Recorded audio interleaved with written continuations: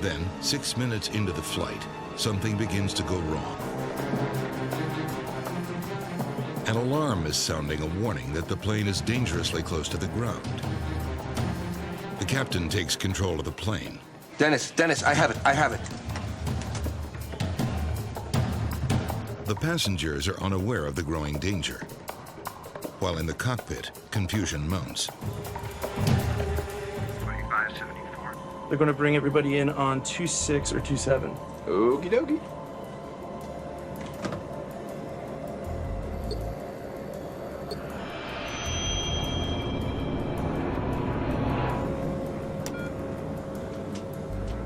Autopilot off.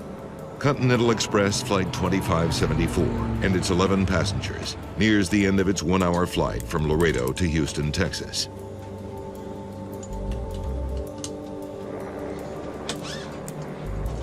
It's the second flight of the day for this crew. They have already flown from Houston to Laredo. Now they're on their way back. 15,000 feet below, it's a warm, late summer morning on the farms and cattle ranches of southern Texas. Captured on the right. The pilots prepare the Embraer 120 Brasilia for another routine landing. Captain Brad Patridge is just 29 years old. 43-year-old First Officer Clint Radosevich is very close to becoming a captain himself.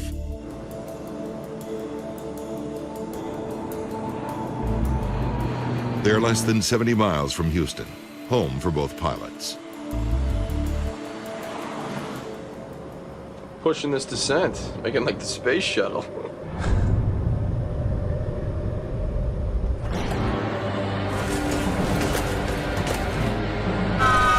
High speed, oil, high In the speed. blink of an eye, the plane is plummeting towards the ground.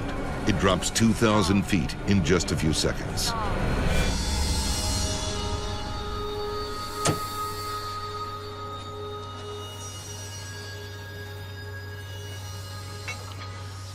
Far below, Kerry LeBay and his brother Clifton are working on their farm. My brother and I heard the explosion. We both looked up in the air, and it was, oh my God, look.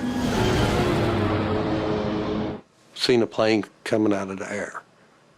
The plane was spiraling. Flight 2574 plummets to the ground at more than 300 miles an hour. Engine. Autopilot.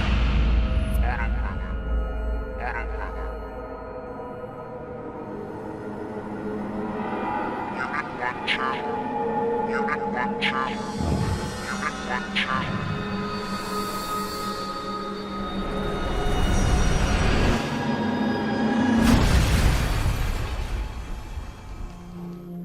Ten bodies were found inside the wreckage, 4 outside. All 14 people on board, including Patridge and Radosevich, are dead.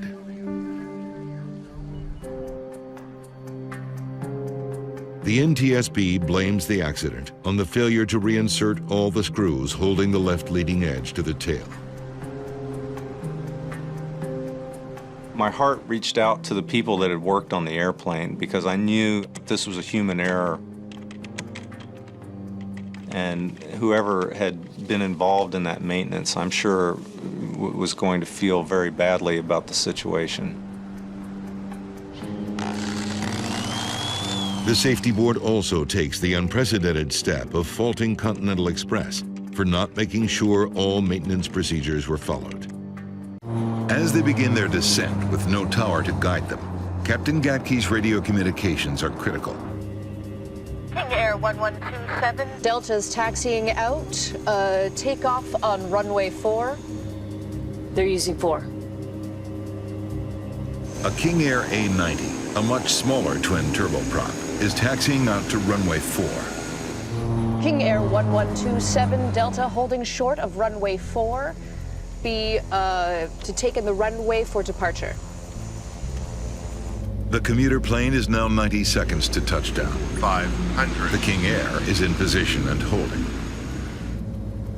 On short final for runway 13. 400. The aircraft gonna hold in position on runway 4, or you guys gonna take off? 7646 Juliet, holding for departure on runway 4. 200. King Air.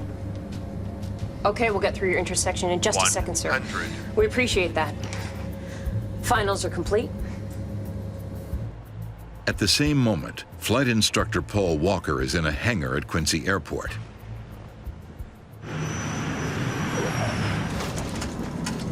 Max reverse.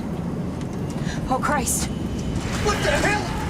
We heard this explosion that rattled the walls and windows shook, and as I came outside, what I saw looked like a mushroom cloud from when you see the films of the atomic bombs going off.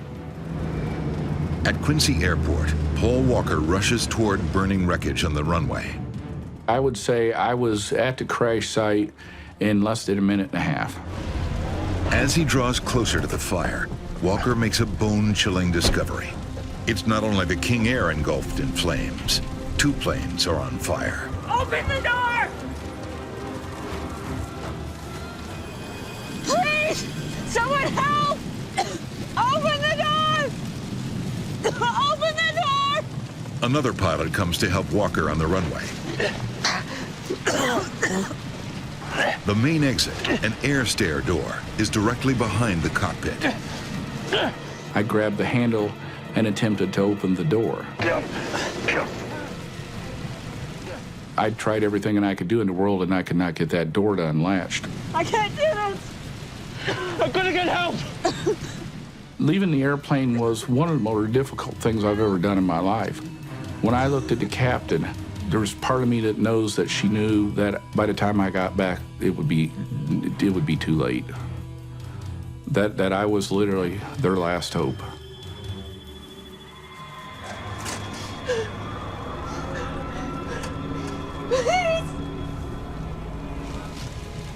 Moments later, all hope for the crash survivors is lost.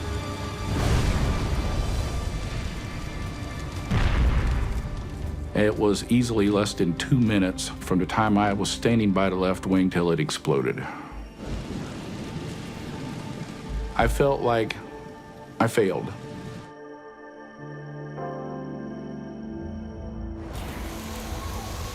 Despite Paul Walker's heroic efforts, 4 pilots and 10 passengers are dead.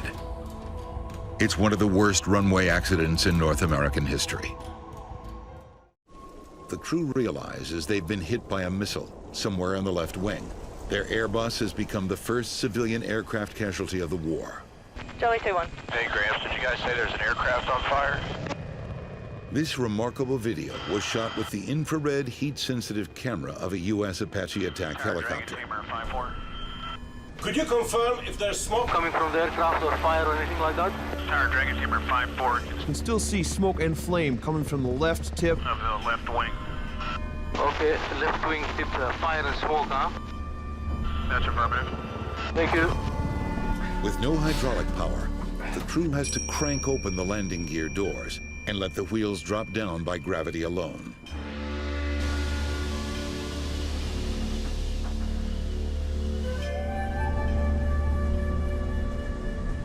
Cautiously, they manage to coax a bit more speed from the engines. Let's land. Tower Delta Lima Lima. Oscar Oscar Delta Lima Lima. Baghdad Tower, can you make approach now? Runway is clear for landing.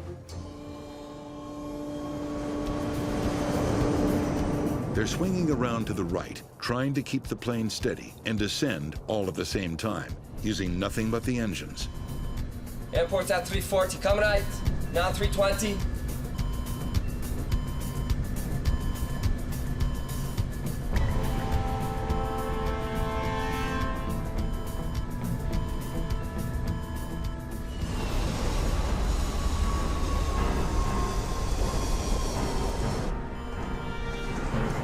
It's bumpy. As the plane approaches the runway, the nose is pointing dangerously low and the left wing is dropping. Come on, buddy. They are landing 3-3 left. Fire trucks on standby, Medivac on standby.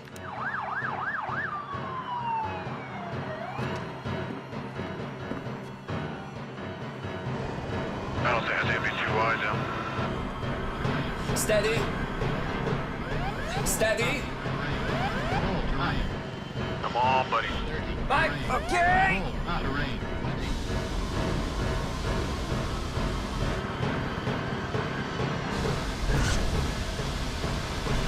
Off runway. Oh no! No.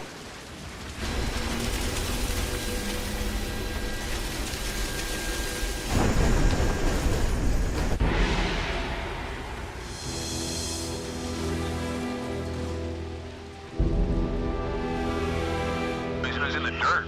Dirt, or did he just come off the runway? That's what's left of him.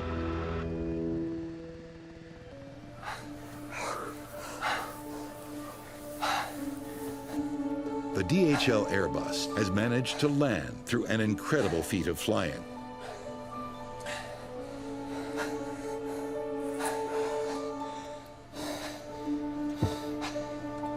Nice landing, wow.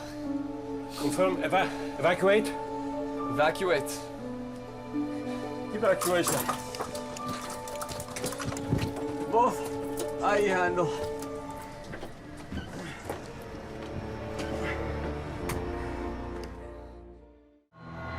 With the plane now less than 5 miles from the runway, a controller in the airport's tower takes over to guide the flight in for landing. Lindbergh, PSA 182, downwind. 182, roger. Within the airport traffic area, which is that 5-mile radius, the airplanes coming into the airport to land and take off are controlled by that controller. The tower controller is juggling several planes in addition to the PSA 727. PSA 182, traffic 12 o'clock, 1 mile, a Cessna. Because there's only one runway at Lindbergh, it requires some air traffic control spacing because of the difference in the speeds of the aircraft. PSA 182, cleared to land. 182 is cleared to land. The jets have quite a significantly faster approach speed than the Cessna, so you have to give them more spacing. It's now 9 a.m. Many passengers on Flight 182 are planning to put in a full day's work in San Diego.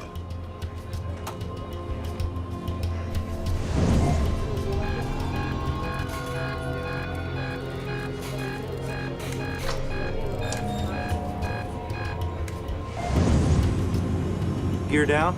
Minutes from landing, pilot Bob Fox spots a distant plane. There's one underneath. I was looking at that inbound over there.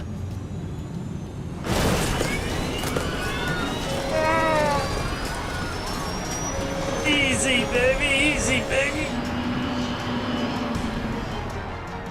A professional photographer happens to spot Flight 182 in flames. Hey, what do we got here? It's bad. Huh? We're hit, man, we're hit. Talk. We're going down. This is PSA. Okay, we'll call the equipment for you.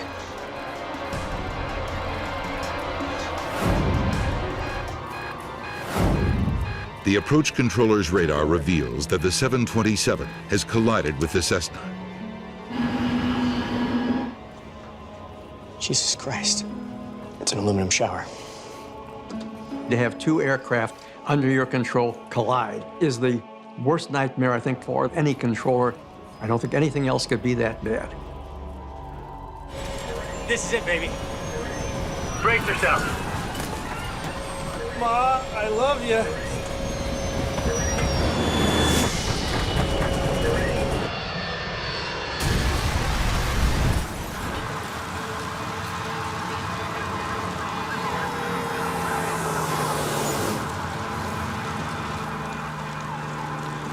And all of a sudden, just went right in. Just a burst of flames. It was just incredible.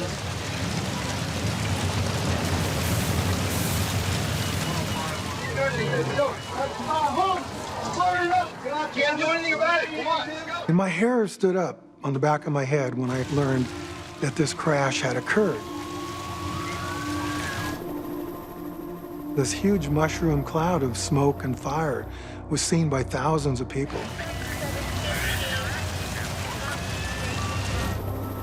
Two planes have collided and fallen from the sky over San Diego. The city is in shock. But the full scope of the tragedy is only beginning to emerge. Captain Michel Assouline is one of Air France's most distinguished pilots. He's the head of pilot training for the company's newest plane, the Airbus A320. I was in charge of the launching of the 320 in Air France. The company used me to promote the aircraft.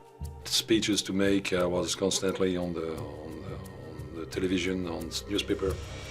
The aircraft is booked to perform a low-altitude flyover at a local air show. It's only a 5-minute flight to Absheim Airfield, where the air show is being held. For this sleepy Alsatian town, the air show is the highlight of the summer. The air show drew more than 5,000 people. There was significant interest from the public.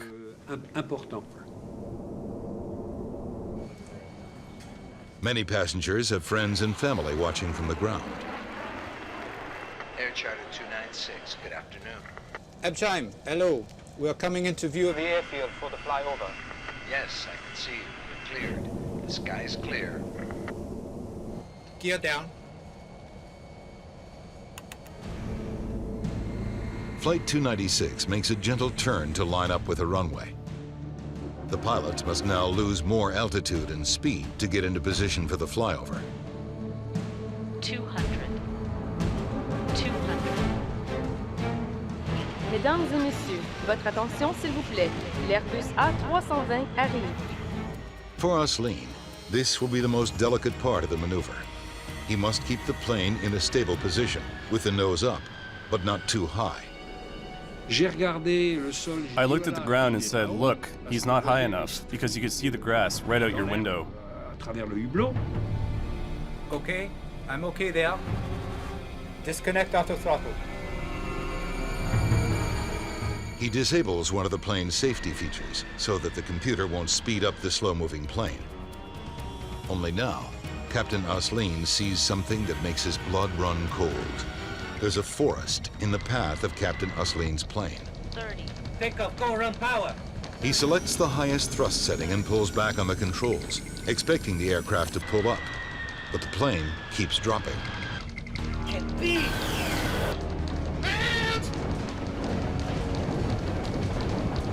J'ai commencé à voir par le hublot des branches d'arbres. I started to see through the window tree branches. I was astonished.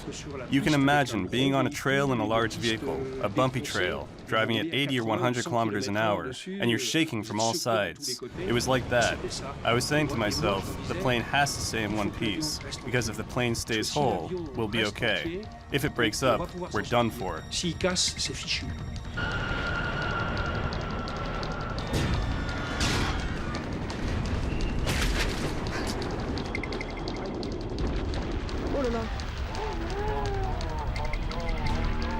Still full of fuel, the right wing of the jet is sheared off. The fuel ignites immediately on impact.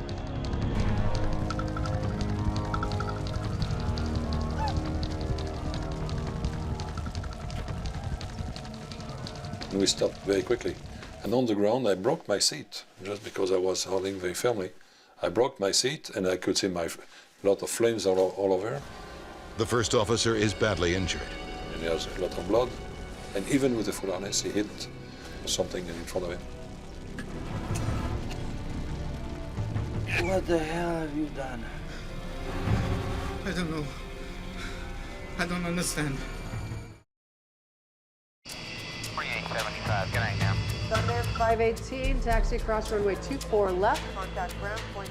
February the 1st, 1991. Los Angeles International Airport, LAX.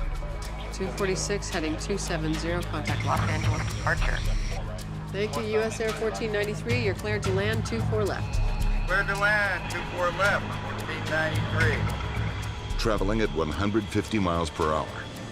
U.S. Air Flight 1493 descends toward runway 24 left. What the hell?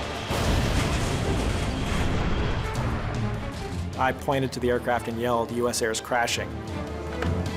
The aircraft was fully engulfed in flames. At one of the busiest airports in the world, a Boeing 737 has just exploded into flames upon landing. But the full scope of this tragedy is far bigger than anyone can imagine. Amid the wreckage, they have made an alarming discovery. This is Rescue 1. We've got a propeller down here in the wreckage. The discovery of a propeller has horrifying implications. There's 2 planes down here. My first thought was, oh my God, there was someone else under there, and we didn't even realize it. Emergency personnel find parts of the smaller plane strewn across runway 24 left. There were 12 people on board the flight. None have survived. What's left of their plane is crushed between U.S. Air 1493 and an abandoned building near the runway.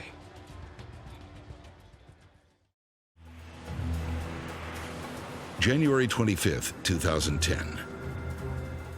Captain Habtamu Nagasa has been flying with Ethiopian Airlines for over 20 years and has more than 10,000 hours in the cockpit. Exterior checks complete? Check complete, no problems. The first officer is far less experienced. Alula Bayene is a recent graduate of the Ethiopian Airlines Flight Academy. Takeoff thrust set. The 737 accelerates down the runway. Speed increasing. Check. Do you see that? Rotate. Ethiopian Airlines 409 lifts off just after 2:30 in the morning. The captain begins banking the plane to the right as he climbs. Ethiopian 409, control 19.3, Ma Salama. The tower controller bids the crew goodbye and hands the flight off to a colleague. Ethiopian 409, good morning. Climb flight level 290. Flight level 290, Ethiopian 409. But the weather ahead is becoming fierce. Just a few minutes into the flight, something is going wrong. An alarm warns the crew that their turn is becoming dangerously steep. Captain Nagasa is struggling to correct the problem. He veers back to the left towards the thunderstorm the controller wants him to avoid.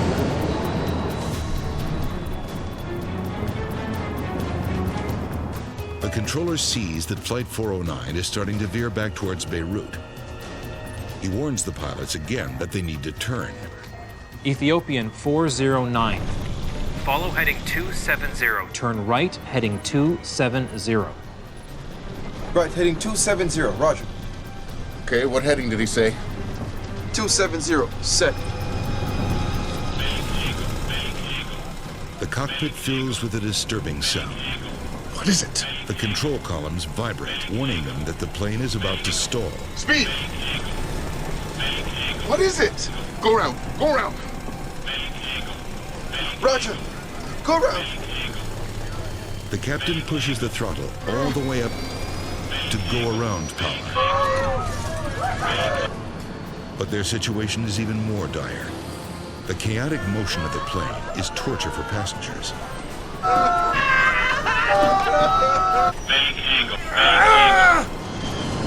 God! Oh, God! Oh, God!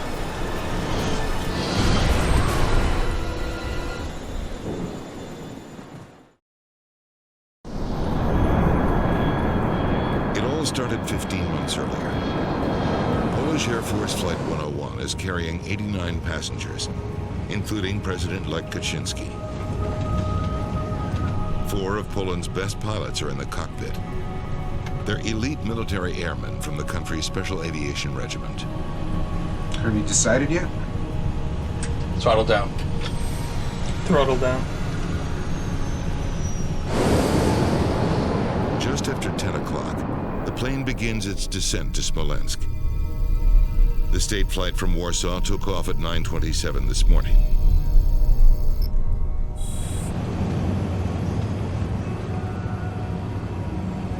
The passengers are a cross-section of the Polish elite, dignitaries on their way to mark a grim and controversial anniversary.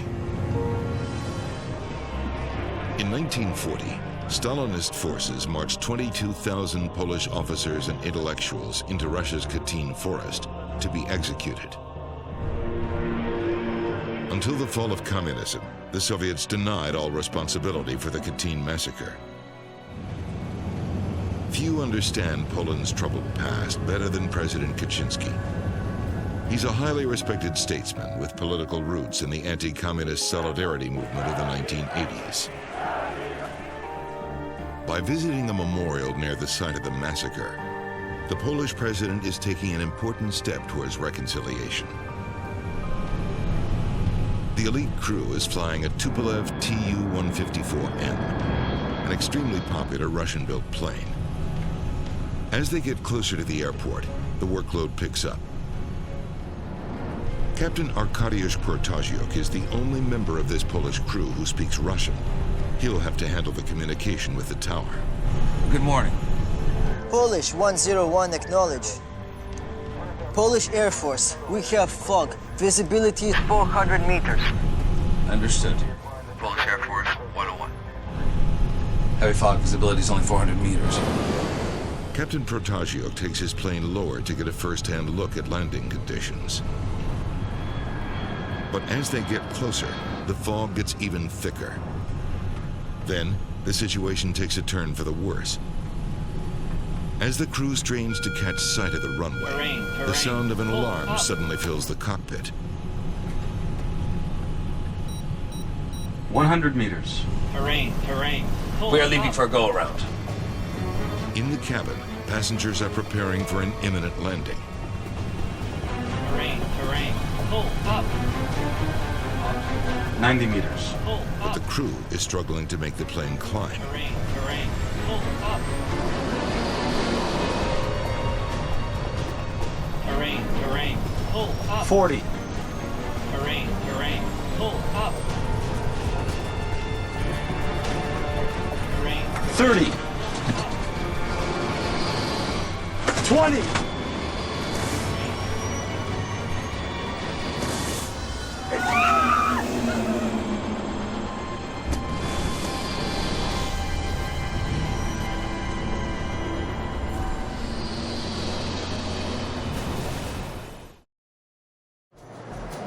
Merida Airport, Venezuela.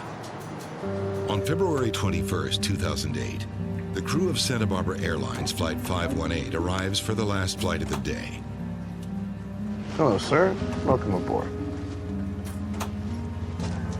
Captain Aldino Garanito Gomez is a senior pilot and flight instructor for the airline with over 5,000 hours in the air. So I'm going to give the Chief of Operations my manuals next week. The captain's first officer today is one of his closest friends. Yeah, well, sure things can get better with it. Dennis Ferreira Quintal has over 2,000 flying hours. There are 43 passengers in the cabin. Today, they'll be flying an ATR-42 twin turboprop. Roger. Clear for takeoff. Okay, we're ready to go. You can have control if you want. This afternoon, First Officer Ferreira Quintal is handling the flying.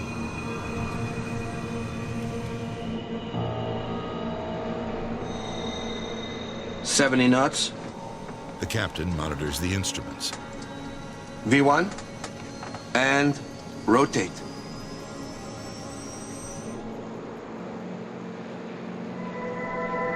Flight 518 is bound for Venezuela's capital, Caracas. The airline operates this 90-minute flight 3 times daily. Navigating the mountainous terrain around Merida demands a lot from pilots. The official flight plan takes planes southwest through a river valley, so they can gain height before looping back to the north and over the mountains towards Caracas. Flight 518 turns left as it climbs out of the valley. As they climb, the crew must continually adjust their course. Dennis, a bit more to the right. To the right? Yeah, get to 067. Then, 6 minutes into the flight, something begins to go wrong. An alarm is sounding a warning that the plane is dangerously close to the ground. The captain takes control of the plane. Dennis, I have it. The passengers are unaware of the growing danger. While in the cockpit, confusion mounts. Altino! Hold on. Hold on. Easy, Dennis, easy. Mountain villagers have reported a plane crash 6 miles from Merida. There's no word about any survivors.